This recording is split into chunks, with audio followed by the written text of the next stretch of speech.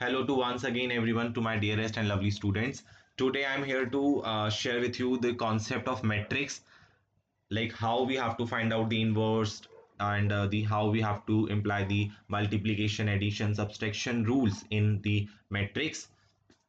So without wasting a time, let's just begin. So सबसे पहले मैंने A मैट्रिक्स ली हुई है, एक आपके सामने हाइपोथेटिकल है, और सेम ऐसी B भी मैंने एक हाइपोथेटिकल मैट्रिक्स ली हुई है. नाउ इसका ऑर्डर मैंने लिखा हुआ है 3/3. 3/3 mean number of rows 3 and number of columns are also 3. Same here also, number of rows 1, 2 and 3. Column 1, 2, 3. ठीक है, तो 3/3 की मैट्रिक्स है. कुछ यहाँ नोटेशन मैंने लिखी हुई है, लाइक जैसे m इंटू एन, तो m क्या होता है, नंबर ऑफ रोज, एंड ऐसी n क्या होता है, number of column. Multiplication rule ध्यान रखना है, ये वैसे भी आपने जब प्रैक्टिकल क्वेश्चन जब अपने नोटबुक्स में करे होंगे, ठीक है, तो वहां सीखा होगा कि मल्टीप्लीकेशन रूल में हम क्या देखते हैं कि जो नंबर ऑफ कॉलम है वो इक्वल होना चाहिए नंबर ऑफ रोज के, जो दूसरी मैट्रिक्स है ना. तो यहां मैंने लिखा है मल्टीप्लिकेशन रूल के लिए कि number of column of your first matrix must be equal to the number of rows of second matrix. ठीक है, तो यहाँ पे जो नंबर ऑफ कॉलम है वो 3 है, यहाँ पर नंबर ऑफ रो क्या है, 3 है, तो यानी कि इनमें मल्टीप्लिकेशन पॉसिबल है. तो ये चीज आपको चेकआउट करनी होती है. Next, to get the final answer in matrix form always press control plus shift plus enter together. ठीक है, ये तीनों कीज आप एक साथ दबाएंगे जब भी आपको ये लगता है कि आपका जो आने वाला रिजल्ट है वो एक मैट्रिक्स की फॉर्म में आएगा. अगर आपको लग रहा है कि मैट्रिक्स की फॉर्म में आएगा तो आप हमेशा control plus shift plus enter के साथ ही अपना क्वेश्चन जो है सॉल्व करेंगे. स्टार्ट करते हैं बेसिक चीजों से. पहले let's say a plus B. ठीक है, मुझे जो दो मैट्रिक्स है उनको प्लस करना है. हमें पता है कि मैट्रिक्स हम तभी ऐड कर सकते हैं जब दोनों के में जो है बिल्कुल सेम होने में, नंबर ऑफ रोज है, नंबर ऑफ कॉलम भी सेम होनी चाहिए उसमें. तो बिल्कुल एग्जैक्ट सेम मैट्रिक्स है, 3 रोज 3 रोज, 3 कॉलम 3 कॉलम. ठीक है, तो इसलिए हम इसका एडिशन कर सकते हैं. तो कैसे करेंगे, अब देखो, क्योंकि मुझे पता है कि एडिशन जब हम करेंगे इन दोनों मैट्रिक्स का तो जो रिजल्ट आएगा वो एक मैट्रिक्स ही आएगा, है ना. तो सबसे पहले जब भी ऐसा केस होगा जहां आपको पता है कि जो आने वाला रिजल्ट है वो मैट्रिक्स की फॉर्म में होगा, तो वहां सबसे पहले आप सिलेक्ट कर लोगे सेल्स को कि कितने सेल्स रिक्वायर्ड है. क्योंकि देखो 3/3 की मैट्रिक्स है दोनों ही, तो यानी कि 3/3 की मैट्रिक्स आप ऐसे सिलेक्ट कर लोगे. ठीक है, देन आप इक्वल लगाओगे, सिलेक्ट योर मैट्रिक्स. ए को प्लस करना है तो ए पे गए, सिलेक्ट करके ड्रैग कर लिया, देन शिफ्ट के साथ प्लस प्रेस किया. आपको बी मैट्रिक्स प्लस करनी है तो बी पर गए, क्लिक करा और ड्रैग करके सिलेक्ट करा. ठीक है, यहां तक तो हो गया क्लियर. अब क्योंकि मुझे पता है मैट्रिक्स में आने वाला है फॉर्म, तो मैं एंटर प्रेस नहीं कर सकता. ठीक है, तो आप कंट्रोल शिफ्ट और एंटर तीनों साथ, तो आपके पास आपका समीशन आ गया मैट्रिक्स का. I hope it's clear, right. Similarly now we will go for minus. अगर दो मैट्रिक्स माइनस करनी है तो अगेन सबसे पहले, क्योंकि हमें पता है आने वाला जो रिजल्ट होगा वो मैट्रिक्स की फॉर्म में ही होगा, तो पहले ही हम उसके जो मैट्रिक्स का ऑर्डर है वो सिलेक्ट कर लेंगे. भाई 3/3 की होगी, क्योंकि दोनों ही ऊपर जो मैट्रिक्स है वो 3/3 की है, तो जो रिजल्टेड मैट्रिक्स होगी वो भी 3/3 की होगी. तो अगेन इक्वल, माइनस करना है तो अगेन ए मैट्रिक्स है तो ए को सिलेक्ट करा पहले आपने, देन माइनस लगा दिया. बी माइनस करनी है तो भाई बी पे गए, उसे सिलेक्ट करा. अगेन एंटर नहीं करूंगा क्योंकि मैट्रिक्स की फॉर्म में आंसर आएगा, तो कंट्रोल शिफ्ट एंटर तीनों को साथ में, तो ये आपके पास आ गया a minus B. I hope it's clear. ठीक है, नेक्स्ट नेक्स्ट चलते हैं अब हम डिटर्मिनेंट ऑफ ए. अब देखो डिटर्मिनेंट ऑफ ए है, जब हम निकाल देते एक सिंगल डिजिट आती है तो इसमें सिलेक्ट करने की जरूरत नहीं है. ठीक है, आप नॉर्मल फॉर्मूला लगाएंगे, इक्वल, मैट्रिक्स का डिटर्मिनेंट निकाल रहे हो तो मैट्रिक्स के लिए m लिखा और डिटर्मिनेंट के लिए डी ई, जैसे ही लिखोगे आपके पास नॉर्मल आ जाएगा m डेटाउन. ठीक है, मतलब कि डिटर्मिनेशन है तो बहुत बड़ी स्पेलिंग हो जाएगी, तो एब्रीवेशन में आता है m इंडिकेटिंग मैट्रिक्स और डिटर्मिनेंट, डिटर्मिनेशन के लिए डेटाउन. ठीक है, तो आप उसे टैब से भी सिलेक्ट कर सकते हो या फिर डबल क्लिक कर लो उसके ऊपर, तो वो तब भी हो जाएगा. जैसे सिलेक्ट हो जाएगा तो हमें किसका डिटर्मिनेशन चाहिए, ए मैट्रिक्स का, तो ए पे जाओ, क्लिक करो एंड ड्रैग करके मैट्रिक्स सिलेक्ट कर लो. अब क्योंकि सिंगल डिजिट आने वाली है तो इसलिए आप एंटर से भी काम चला लो, नॉर्मल एंटर करा, आपके पास आपका डिटर्मिनेंट आ गया. ठीक है, नाउ लेट्स से प्रोडक्ट कराना है, तो प्रोडक्ट के लिए पहले मैंने क्या बोला, पहले कंडीशन देख लो। तो भाई हमारे यहाँ पर जो ये n था वो 3 है, और m जो है इस वाली मैट्रिक्स का वो भी 3 है, दोनों सेम है, तो मल्टीप्लीकेशन आराम से हो जाएगी। और अगर m n से नहीं समझ में आता तो नॉर्मल देख लो कि भाई इसमें जो जितनी रोज हैं, कितनी रोज हैं, 3 है, तो दूसरी वाली के कॉलम जो है वो सेम होने चाहिए, 1 2 3, ठीक है, सेम है, मीन मल्टीप्लीकेशन हो जाएगी। तो मल्टीप्लीकेशन के लिए क्या करना है, अब अगेन मल्टीप्लीकेशन अगेन मैट्रिक्स की फॉर्म में आएगी, तो पहले ड्रैग करके सिलेक्ट कर लो 3 by 3 की मैट्रिक्स, हो गया।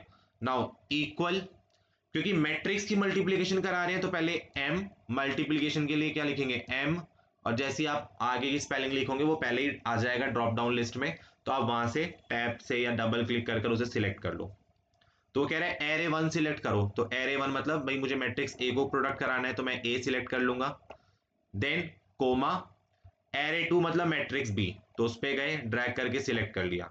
अगेन क्योंकि आंसर मैट्रिक्स फॉर्म में आएगा तो मैं सिंपल एंटर प्रेस नहीं करूंगा, कंट्रोल शिफ्ट एंटर, तो यहाँ पे आपका प्रोडक्ट आ गया दोनों मैट्रिक्स का, ठीक है। सो इस तरह से आप जो है नॉर्मल यहाँ पर प्रोडक्ट निकाल लेंगे दोनों मैट्रिक्स का, सिंपल है, ठीक है। अब इनवर्स की बात करते हैं, इनवर्स कैसे निकालेंगे, तो अगेन इनवर्स भी जो है 3 by 3 के ऑर्डर में आएगा, ठीक है, मैट्रिक्स की फॉर्म में आएगा, तो पहले ड्रैग करके सिलेक्ट कर लो ऑर्डर, फिर इक्वल इनवर्स निकालना है, तो मैट्रिक्स इनवर्स के लिए आई एन जैसे लिखोगे ड्रॉप डाउन लिस्ट में आपको दिख जाएगा, मैट्रिक्स के लिए एम और इनवर्स, टैब से सिलेक्ट करा उसे, देन एरे 1, क्यों किस मैट्रिक्स का निकाल रहे हो, ए मैट्रिक्स का, तो ए पे गए ड्रैग करके सिलेक्ट करा, अगेन एंटर नहीं प्रेस करना, कंट्रोल शिफ्ट एंड एंटर, तो ये हमारे पास इनवर्स आ गया हमारी मैट्रिक्स ए का, राइट।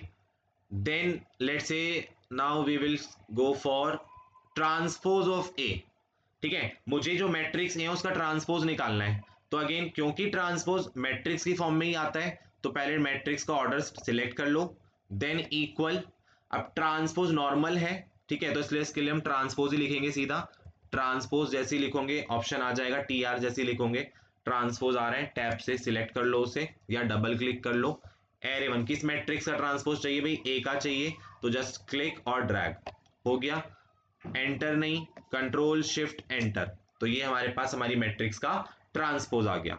तो इस तरह से हम बेसिकली जो है ये पर्टिकुलर जो रिक्वायरमेंट्स है चीजें हैं उनको फाइंड आउट कर लेते हैं। नेक्स्ट अब हम बात करते हैं एडजॉइंट ऑफ ए, कि मैट्रिक्स ए का एडजॉइंट कैसे निकालेंगे। अब यहाँ पर क्या एक्सेल में कि एडजॉइंट निकालने के लिए कोई एग्जैक्ट फॉर्मूला नहीं है, आपको बेसिक फॉर्मूला यूज करना होता है, उसके लिए मैं समझाता हूँ। यहाँ देखो हमने फॉर्मूला पढ़ा है ना कि ए इनवर्स जो होता है वो इक्वल होता है 1 upon determinant of A into में एडजॉइंट है ना। नाउ ये जो डिटर्मिनेंट है उसको मल्टीप्लाई में भेज देते हैं, क्रॉस मल्टीप्लाई में भेज रहे हैं वहां पर, तो क्या हो जाएगा ए इनवर्स, ठीक है, फाइनली हमारे पास क्या होगा, अगर हम देखें जब उसको क्रॉस मल्टीप्लाई में भेजेंगे तो ए इनवर्स जो नॉर्मल है हमारे पास, ठीक है, ए इनवर्स इनटू, क्योंकि ये वहां जा रहा है तो मल्टीप्लाई फॉर्म में हो रहा है, into determinant of A equal, क्या बचा यहाँ पर सिर्फ ये पर्टिकुलर पार्ट है ना जो हमारे पास रह गया यहाँ पर, है ना, तो एडजॉइंट ए रह गया तो उसको यहाँ पे, तो यानी कि हम कह सकते हैं कि एडजॉइंट ए अगर हमें निकालना है, अगर मुझे एडजॉइंट ए फाइंड आउट करना है तो मैं सिंपली क्या करूंगा, ए इनवर्स और इनटू में डिटर्मिनेंट ऑफ ए कर दूंगा। तो सेम चीज हम अपने केस में अप्लाई करते हैं कि ट्रांसपोज निकालने के लिए, एडजॉइंट निकालने के लिए अगेन एडजॉइंट मैट्रिक्स की फॉर्म में आएगा तो पहले ड्रैग करके सिलेक्ट कर लो, फिर इक्वल, क्या करना है भाई, इनवर्स ये रहा तो उसको सिलेक्ट कर लो, इनवर्स मल्टीप्लाई के लिए स्टार लगा लो शिफ्ट के साथ, तो ए इनवर्स इनटू में डिटर्मिनेंट ऑफ ए, तो डिटर्मिनेंट ऑफ ए ये रहा हमारे पास, तो उसको क्लिक करके सिलेक्ट कर लो एंड कंट्रोल शिफ्ट एंटर, तो ये हमारे पास आ गया हमारी मैट्रिक्स का नॉर्मल ट्रांसपोज, ठीक है, एडजॉइंट ऑफ ए। तो ये एडजॉइंट ए हमें इसी तरह से निकालना है, जब भी अगर रिक्वायरमेंट होती है क्वेश्चन में तो उसको हम इसी तरीके से सॉल्व करते हैं।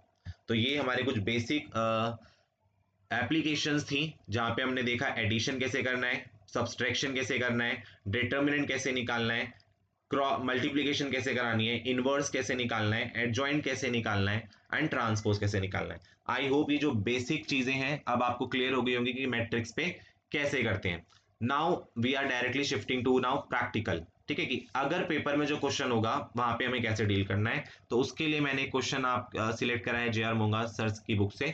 तो लेट्स से इनवर्स मेथड की बात कर रहे हैं। ठीक है, पहले इनवर्स मेथड है, क्वेश्चन हमारे पास दिया है, इक्वेशंस फॉर्म में दिया हुआ है। अगेन रिपीटिंग, आपको जरूरी नहीं है पेपर में भी ये बना कर देगा, पेपर में हो सकता है वो वर्ड प्रॉब्लम दे दे और आपको ये बनानी होगी इक्वेशंस। ठीक है, तो हम नॉर्मली मान रहे हैं कि ये इक्वेशन इस तरह से हमने फॉर्म कर ली है। तो पहले हम इसमें क्या करेंगे, डिफाइन करेंगे ए को। ठीक है, ए मैट्रिक्स, मैट्रिक्स जैसे करते थे, तो ए मैट्रिक्स क्या होगी, ये जो कोएफिशिएंट होते हैं वही एग्जैक्ट होते हैं।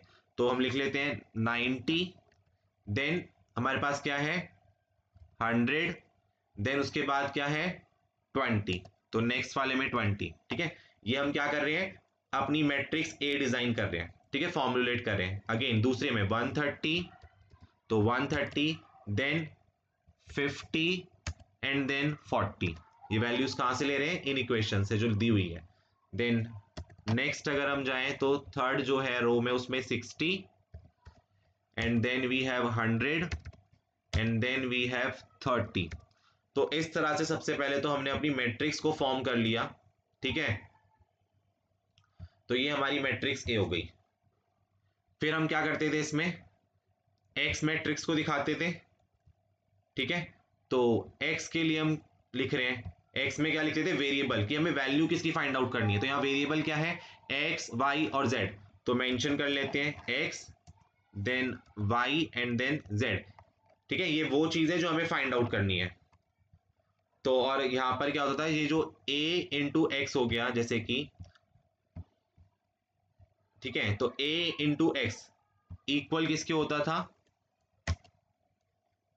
अब देखो कई बार क्या, अगर ऐसे करोगे तो सिलेक्ट करेगा, तो आप नॉर्मल इक्वल करके टैब दबा लिया करो या फिर एंटर प्रेस कर लिया करो, तो ताकि वो एरे सिलेक्ट ना करे। तो नेक्स्ट, अब ये इंडिकेशन क्या होता है, यहाँ पे क्या लिखते थे हम, बी लिखते थे, राइट। तो बी, अब बी में हम क्या मेंशन करते हैं, लिमिट्स मैक्स। तो यहाँ पे कितनी है वो 800 क्वेश्चन में, then next 900 and then next 850।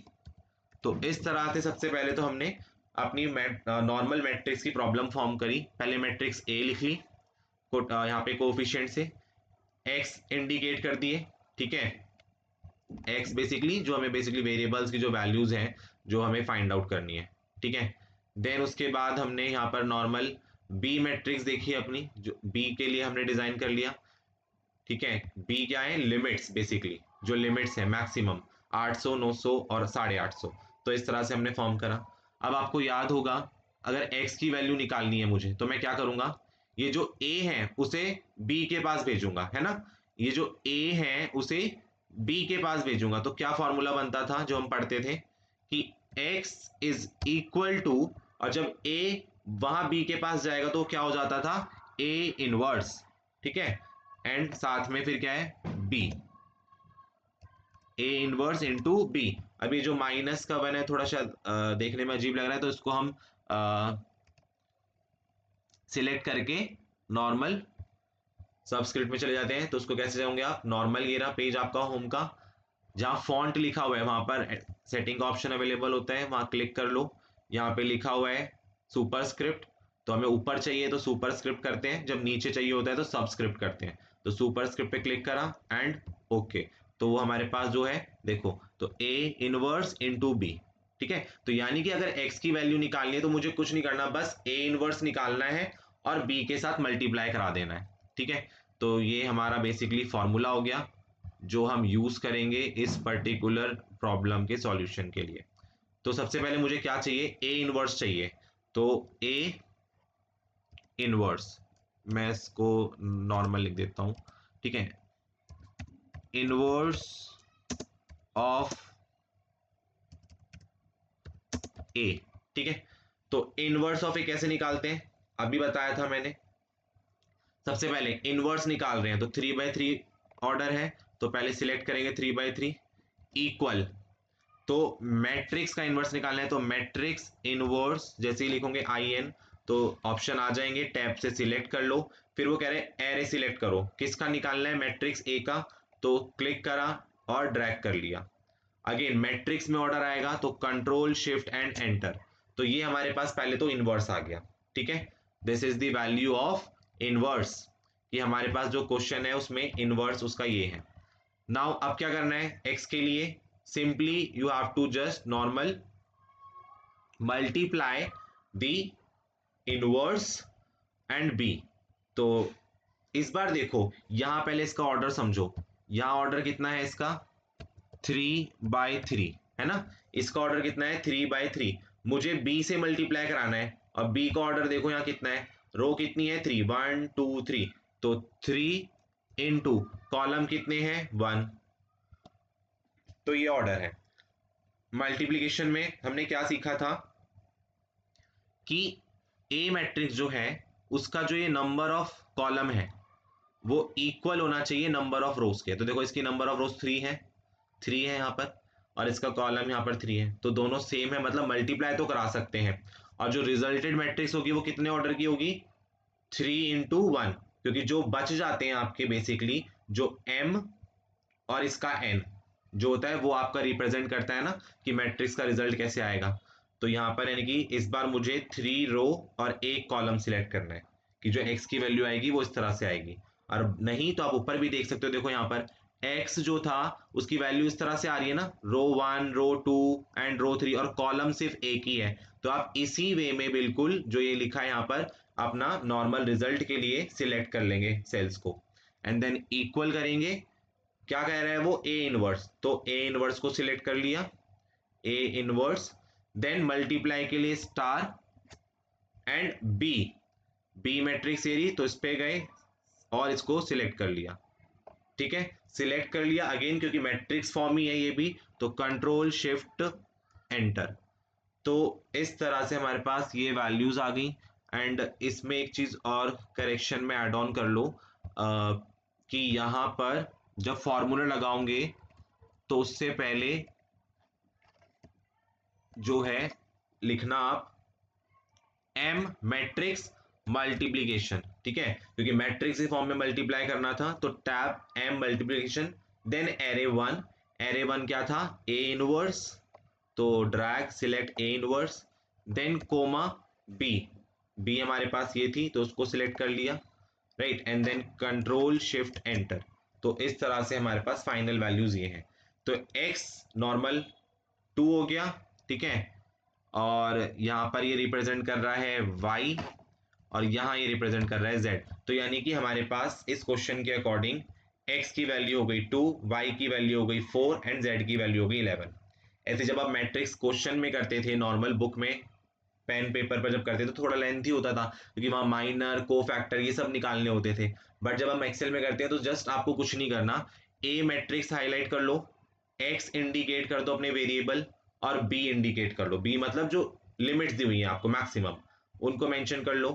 Simple अपना फॉर्मूला लिख लो। एक्स निकालने के लिए हम क्या करते हैं इनवर्स मेथड के अंदर ए इनवर्स बी, है ना।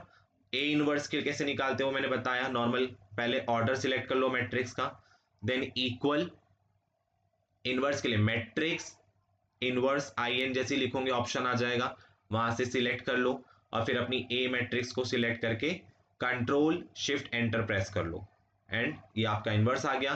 फिर एक्स निकालने के लिए हमने क्या करा, जो ए इनवर्स है, ठीक है, ए इनवर्स है उसको बी से मल्टीप्लाई कराया, क्योंकि दो मैट्रिक्स का मल्टीप्लाई करा रहे हो तो हमेशा क्या करना है, पहले आपको लिखना है इक्वल m मल्टीप्लीकेशन, ठीक है, m मतलब मैट्रिक्स, मल्टीप्लीकेशन पूरा नहीं लिखना, सिर्फ m लिखना, ऑप्शन आ जाएगा वहां से ड्रैग करके सिलेक्ट कर लो या टैब का बटन दबाकर सिलेक्ट कर लो और अपनी मैट्रिक्स से सिलेक्ट कर लो। भाई a इनवर्स कराना है तो a इनवर्स एंड कोमा लगाकर b मैट्रिक्स जो है b मैट्रिक्स सिलेक्ट कर ली, एंड फिर कंट्रोल शिफ्ट एंटर प्रेस करके आपके पास आपकी वैल्यूज आ जाएंगी कि जो आपकी रिक्वायर्ड थी क्वेश्चन में कि एक्स वाई जेड कितना होना चाहिए। आई होप इट्स ऑल क्लियर। तो ये पर्टिकुलर मैट्रिक्स का क्वेश्चन होगा इस तरह से, ठीक है। लेट से अगर क्रैमर रूल आता है, तो क्रैमर रूल के लिए मैं सेम प्रॉब्लम ले रहा हूं, क्रैमर रूल्स, अगेन सेम चीज, पहले ए हमने लिख लिया यहां पर, मैट्रिक्स जो पहले वाली थी पिछले क्वेश्चन की, और बी ये रहा, और यहाँ अपना एक्स डिफाइन कर देते हैं। तो एक्स में हमारे पास है variable X, Y and Z. ठीक है, क्रैमर रूल के लिए पहले फॉर्मूला रिकॉल करा दूं आपको। क्या पढ़ा था आपने भाई? एक्स इक्वल होता था डी, डी डी मतलब डिटर्मिनेंट, डी डिवाइड में डी वन। ऐसी एक्स के लिए आप क्या यूज करते? वाई के लिए वाई इज इक्वल टू होता था डी डिवाइड में D two, determinant two. Same Z के केस में क्या करते हैं? Z is equal to, Z is equal to D divide में डी थ्री। तो इस तरह से फॉर्मूले यूज करते थे आप। तो इसका मतलब क्या हुआ? डिटरमिनेंट निकालना है पहले। तो हम पहले यहां लिख देते हैं डी। ठीक है, दैट इज डी, डी मतलब डिटरमिनेंट। तो डिटरमिनेंट कैसे निकालेंगे भाई? इक्वल, अच्छा सबसे पहले D that is determinant equal किसका होता था? ए मैट्रिक्स का नॉर्मल। तो यहां पे गए और मैट्रिक्स का डिटरमिनेंट निकालना है, तो पहले लिखा एम डी टर्म। जैसे लिखोगे वो ऑप्शन आ जाएगा मैट्रिक्स डिटर्मिनेशन, डिटर्मिनेशन उसको क्लिक करा तो मैट्रिक्स डिटर्मिनेंट जैसे ही आ गया, उसके बाद वो कह रहा है एरे वन सिलेक्ट करो, मतलब किसका निकालना है? ए का। तो आपने ए सिलेक्ट करा एंड एंटर, तो ये आपके पास आ गया डी। ठीक है, अब डी वन के लिए हम क्या करते थे? डी वन, ठीक है, तो जब डी वन हमें निकालना होता था, जैसे डी वन निकालना है ना, उसके लिए मैट्रिक्स में चेंज करते थे, याद होगा आपको। ठीक है, तो यहां पर लेट से मैं मैट्रिक्स ए बना रहा हूं, तो वो क्या होगी इस बार? क्योंकि आप डी वन निकाल रहे हो, मतलब जो कॉलम वन है D one, D one mean जो कॉलम वन है उसे रिप्लेस करो। और ये किससे रिप्लेस होता था? आपके बी से। ठीक है, जो बी होता था, ये आपके पास बी जो लिमिट्स होती थी वो आपके कॉलम वन में आ जाएंगी। ठीक है, तो यानी कि नई मैट्रिक्स क्या बनेगी? 800, देन 900 एंड देन 850, इस तरह से। और बाकी के जो ये दोनों कॉलम हैं आपके, ये इनमें कुछ नहीं करना, ये सेम रहेंगे। तो ये हमारे पास 100 था, देन 50 था एंड देन 100 था। सिमिलरली वी हैव नेक्स्ट जो है 20 है, देन 40 है एंड देन नेक्स्ट हमारे पास 30 है। तो इस तरह से मैट्रिक्स ए हम पहले फॉर्म करते थे कि डी वन निकालना है तो नॉर्मली क्या करते थे? जो कॉलम वन है उसे रिप्लेस कर देते थे बी से, बाकी सेम रखने हैं। तो नाउ डिटर्मिनेंट निकाल लो डी वन। तो डी वन अब इक्वल टू क्या हो जाएगा? ठीक है, इक्वल मैट्रिक्स डी टर्म आ जाएगा, ऑप्शन टैब से सिलेक्ट कर लेना उसे, matrix, matrix determination, determinant DE. तो यहां पे आया, टैब से सिलेक्ट करा, देन ए। अब इस मैट्रिक्स को सिलेक्ट कर लो। ठीक है, ये सिलेक्ट करा एंड देन एंटर, तो यहां पे आपके डी वन की वैल्यू आ गई। और लेट से मैं इसको मैट्रिक्स वन नाम दे देता हूं, मैट्रिक्स वन। ठीक है, तो ये हो गया डी वन। सिमिलरली हम करेंगे डी टू के लिए। तो डी टू के लिए इसको नाम दे रहा हूं मैं लेट से ए टू। तो D2 में क्या करना है? अब D2 मतलब कॉलम टू, कॉलम टू को रिप्लेस करना है B से, बाकी सेम रखना है। तो यानी कि फर्स्ट वाला तो सेम ही रहेगा जैसे क्वेश्चन में था, 90, 130 and then 60। Similarly we have जो अब सेकंड वाला जो है उसको चेंज करना है, किससे? B से। तो चेंज कर दो, इसे हटा दो यहां से। तो अब यहां लिखेंगे हम 800, ठीक है, then 900 and then 850। Now sick third, क्योंकि सिर्फ D2 इसको चेंज करना है, बाकी सेम ही रहेगा वो जैसे है। तो 20 था क्वेश्चन में, ये 40 था एंड देन नेक्स्ट हमारे पास 30 था। तो ये बन गई हमारी मैट्रिक्स, राइट। तो अब D2 लिखेंगे, D2 डिटर्मिनेंट 2। तो फॉर्मूला लगा देंगे इक्वल मैट्रिक्स डी टर्म आ जाएगा, टैब से सिलेक्ट करेंगे और इस बार A2 का निकाल रहे हैं यहां पर, तो उसको क्लिक करा एंड एंटर, तो ये आ गया D2। ठीक है, सिमिलरली हम क्या करेंगे? अब D3 निकालना है, तो मैं वो यहां निकाल देता हूं फॉर आपको समझाने के लिए। A3 नाम देते हैं इस मैट्रिक्स का। नाउ D3 मतलब इस बार कॉलम 3 को रिप्लेस करना है इस B से, बाकियों को नहीं छेड़ना, उसको सेम रखना है। तो उनको सेम रखते हैं 90 and then 130, then next we have 60, and next if we go for, so it will be remain 100, then it is 50, then it is 100, and next third को D3 निकालना है तो उसको सब्स्टिट्यूट कर रहे हैं इस B से, तो ये हो जाएगा 800, देन नेक्स्ट हो जाएगा 900, देन नेक्स्ट हो जाएगा 850। तो इस तरह से हमारे पास A3 हो गया। नाउ मैट्रिक्स डिजाइन है आपकी, आप नॉर्मल D3 निकाल लेंगे, D3 ठीक है। फॉर्मूला लगा देते हैं सीधा, equal matrix determination, matrix D term select कर लेते हैं टैब से, देन आपकी मैट्रिक्स A3, क्योंकि इसका निकाल रहे हैं तो इसी को सिलेक्ट करके ड्रैग कर लो एंड एंटर। तो ये आपके पास आ गए D3। तो आपके पास फॉर्मूले के अकॉर्डिंग D चाहिए था, वो आपने पहले निकाल लिया। फिर आपको D1 D2 D3 चाहिए थे, वो भी अब आपने सेपरेटली निकाल लिए। तो जस्ट अब वैल्यूज निकाल लेते हैं। तो x इक्वल, तो फॉर्मूला क्या था उसके लिए, d डिवाइड में d1। तो d का है हमारे पास ये रहा, तो d डिवाइड के लिए स्लैश यूज करेंगे, स्लैश d1, d1 का है ये रहा, आपने ये निकाला है तो उसको क्लिक करके सिलेक्ट कर लो एंड एंटर। ठीक है, तो this is our 0.5। It should be come same. Let me check once again where we have maybe there is some mistake. Just check out once. 100, the question is 90, 120, 90, 120, then 130, 50, 40, and then we have 60, 130, right? So 900 and this D1. If we go for y, so y is equal to, now we have y की case के लिए again d divide में this, I let me make it correct, it is d1 formula d1 divide में d, ठीक है, then here d2 divide में d, and here for z we have d3 divide में d, so this is the correction part। ठीक है, तो जो x y z है उनके फॉर्मूले ये है। नाउ वैल्यू इक्वल d1, तो d1 ये रहा, सिलेक्ट करा, डिवाइड के लिए स्लैश d, d कितना है ये रहा, सिलेक्ट करा, एंटर, तो 2।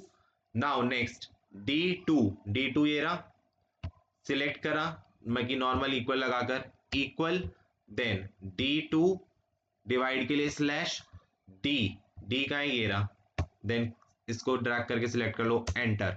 नेक्स्ट Z के लिए D3, तो D3 हमने यहाँ पे निकाला था, तो D3 normal equal, then D3 divide के लिए हम नॉर्मल यूज करेंगे स्लैश एंड D हमारे पास ये रहा, and enter. So here is our final values कि x y z जो है हम किस तरह से मेंशन करेंगे। अगर वो लेट से क्रैमर रूल से आपको बोल रहा है कि क्रैमर रूल से इसको पर्टिकुलर सॉल्व करो, तो you have to just do this simple 4 3 2 steps. ठीक है, आपको कुछ नहीं करना, सिर्फ d निकाल लो पहले नॉर्मल, जैसे डिटर्मिनेंट निकालते हैं। जैसे ही आपका डिटर्मिनेंट आ जाएगा मैट्रिक्स ए का, उसके बाद आप d1 d2 d3 ये निकाल लो, d1 d2 d3 और फॉर्मूले में फिल कर दो। So this is all about the matrix content. ठीक है, first the basic rules, then we have did one particular inverse method problem, then we have seen कि like if we have to do from Cramer rule, so हम किस तरह से उसको solve करेंगे। So these are the basic concepts required for your practical proportion which need to be clear. So I hope it's clear. If there is any doubt or query, you can ask in the comment section. Rest, and if you are my student, so definitely you can contact me through WhatsApp also. So hope you all will get the core concept related to metrics. Best of luck and prepare well for your practicals.